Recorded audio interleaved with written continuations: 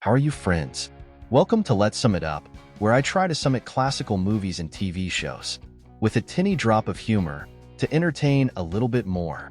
So with no further ado, let's begin with Godzilla 1954. This film, being in the Criterion Collection, demonstrates the great importance that this movie has for cinema. Here we could have hear for the first time the name of our hero, along with his classic roar, if it weren't for the wicked. We also hear for the first time the battle music, an instant classic. We open with a shoot of the open ocean, where we can see our first victims. A battleship in the ocean has a snowball and hell chance of surviving. I told you so. Luckily, they managed to send a stress signal to the Coast Guards.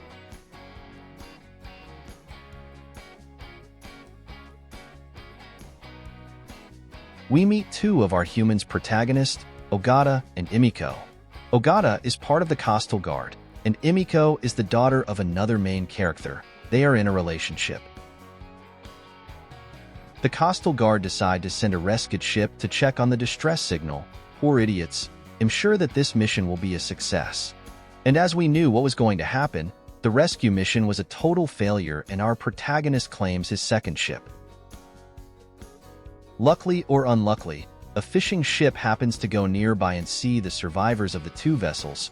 Here we find another main character, Seiji, from the nearby island of Odo, and sadly Godzilla claims another ship. Seiji is the only survivor of the three vessels, and manages to reach the island in the wreckage of his fishing ship. Soon enough, journalists arrive to the island to report on the missing ships. Seiji told the journalist that the responsible for the destruction of the three vessels is a giant monster, but they don't believe him. Since they didn't have anything better to do, the journalists stay for a traditional festival. The village elder explained that in ancient times they used to do human sacrifices to calm the beast from the deep. Ask Kong about it. Finally, our protagonist presents itself in the island to bring havoc, since more than a calamity, Godzilla always has been more a force of nature. Don't run, Shinji-kun. Don't be a coward and get on the robot. Sadly, this is the end for Seiji. We will always remember you like this. And as I was expecting, the helicopter doesn't make it either. After the disasters that occurred on the island of Odo, its inhabitants appear before the government to state that it was not a typhoon, but a sea monster. We meet here Professor Yamane, father of Himiko, expert in paleontology, which explains to us that because there are very mysterious mysteries, it is possible the existence of a sea monster. They decide to send more victims, investigators, to reveal the truth of what happened on Odo Island. And coincidentally, they accompany the professor, his daughter Himiko, and his son-in-law Ogata. Nothing better than taking your daughter to the place where a giant monster may live. Luckily, this ship takes the protagonist to the island, so there is nothing to worry about. Upon arriving at the island and taking several measurements, they realize that the creature leaves a radioactive trail.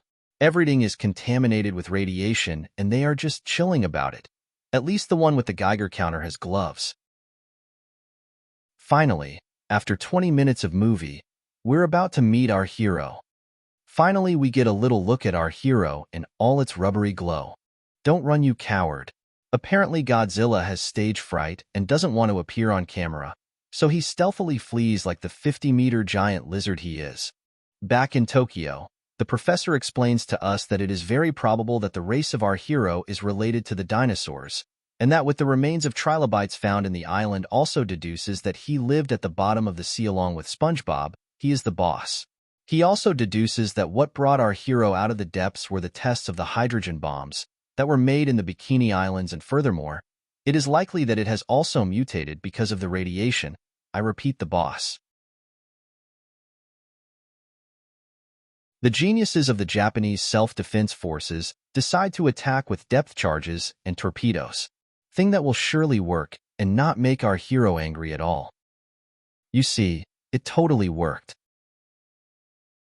After his brilliant plan fails, the government resorts to the professor, in case he has any idea of how to stop the beast, but the professor is a pacifist, and he proposes that, instead of killing it, study it, let it be, fuck humanity. I see no faults in his logic. The press finds out that a certain doctor called Serizawa could know the way to defeat our hero. Emiko accompanies the press to Dr. Serizawa's laboratory, since she knows the doctor from a long time. The doctor denies any knowledge of some way to defeat the beast. So without having received any response, the journalist leaves the doctor laboratory, but Emiko stays to talk to the doctor. Serizawa, once the press is gone, decides to show something to Emiko. Everyone is back in the house. Enjoy some cold ones. When the alarm sounds to indicate the arrival of Godzilla, that finally is going to get to do something in his movie.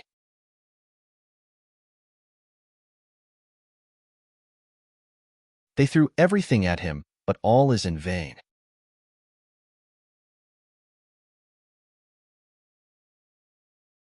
Finally, we can see our hero with his glorious 50 meters of destruction.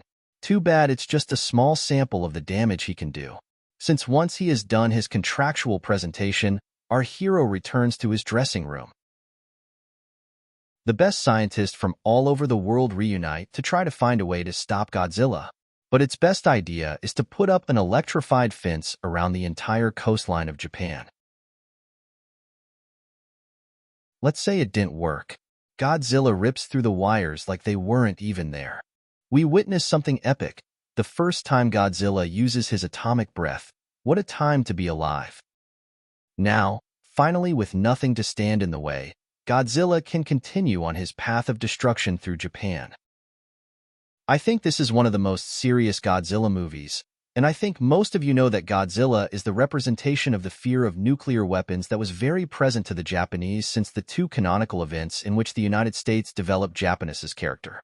I clarify this because it will never be missing in the comments whoever says you forgot that Godzilla is blah blah blah, etc. Maybe if they hit him, they may hurt him. I'm just saying, these guys are the ones who trained the stormtroopers. Now, without having received any damage, our hero leaves happily knowing that it was a very productive day. Emiko finally, after witnessing so much death and suffering, tells Ogata what happened in Dr. Serizawa's basement, and it is not what you think, you ill thought. We see the oxygen disintegrator at work, a weapon that, when extracting the oxygen atoms of any living being, reduces it to dust or something like that. The truth is that I didn't understand it well. Dr. Serizawa does not want to reveal his discovery to the world because he is afraid that it will be used as a weapon of mass destruction. Wink, wink. After many twists and turns, and seeing all the destruction caused by the beast, Dr. Serizawa finally decides that he will use his weapon against our hero. By measuring the amount of radiation in the water, they are able to know Godzilla's location. Dr. Serizawa and Ogata will be in charge of deploying the weapon. Poor our hero, there he is, calm, without bothering anyone. Serizawa activates the weapon and kills our hero. Goodbye, Goji. Your only crime was to kill thousands of people. We will always remember you. Serizawa, in a final act, decides to end his life and thus prevent the destructive power of his weapon from falling into the wrong hands. Oppenheimer, suck it. Rest in peace, sweet prince. And that's all for now, folks. I hope you have enjoyed this little experiment. If everything goes well, soon I will upload the next one. I hope you can join me on this trip. And remember, if you like the video, leave your like, subscribe, share, ring the bell, leave your comment. If you want to make some constructive criticism, you are more than welcome. And until we see each other again, folks, and I'll catch you on the flip side.